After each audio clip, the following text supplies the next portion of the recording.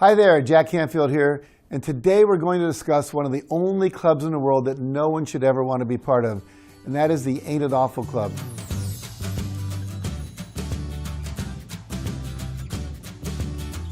The Ain't It Awful Club is populated by negative, judgmental, and pessimistic people who only focus on how bad things are and how it's always other people who are responsible for their unhappiness and their lack of success. They tend to be blamers, complainers, and excuse makers, and they constantly blame others for everything that doesn't work in their lives. They blame the government, the latest wave of immigrants, their bosses, their employees, or their coworkers. They blame their spouses, their parents, and their children for why they don't have what they want in life. They're also complainers, and they complain about everything: their job, the traffic, their neighbors, the economy, the media, the school, today's kids, the weather, their faulty equipment, and on and on. They're also perennial excuse makers. Instead of getting things done, they make excuses for everything. It's never their fault. The printer was late, the traffic was terrible, they didn't have enough time, they were underfunded, everyone else screwed up, their lack of clear instructions, and so on. Nothing is ever their fault. Well, the problem with this kind of thinking is that instead of results, excellence, achievement, and success, you only end up with reasons why you didn't create the desired result for yourself or for your employer. And you may get a lot of agreement from other people. You may even get to feel temporarily better, but what you don't get is what you set out to produce: greater happiness, greater fulfillment, more prosperity and abundance, and the achievement of your dreams and objectives.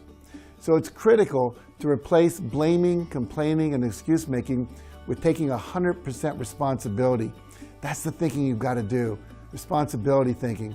First, you realize you're creating your current reality with your thoughts and your images. And a great affirmation to write down and put it where you'll see it every day is, if it's meant to be, it's up to me. You also have to start asking a different set of questions.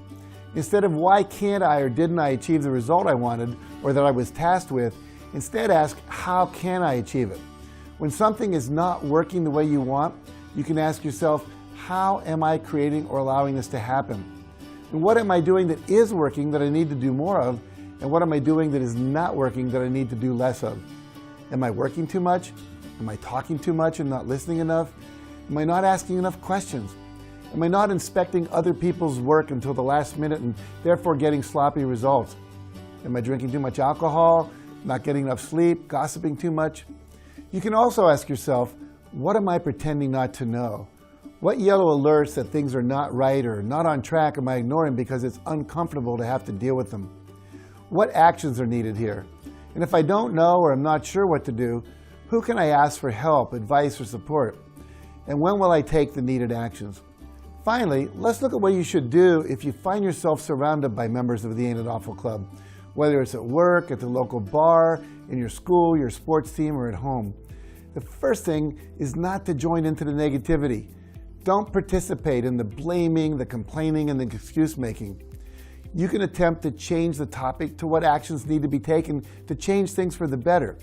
But if that doesn't work, it is best to simply vacate the area and go about working on your goals and objectives rather than sitting around being negative. Now here's your homework to complete after watching this video. Make a list of everyone you spend time with on a regular basis: your family members, your coworkers, your neighbors and friends, and so on. And when you completed your list, go back and put a minus sign next to those people who are negative and toxic, and put a plus sign next to those people who are positive and nurturing.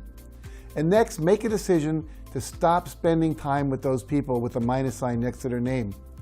Now, if that's impossible, remember, nothing is impossible, it's always a choice. But if it's family, whatever, then severely decrease the amount of time you spend with them.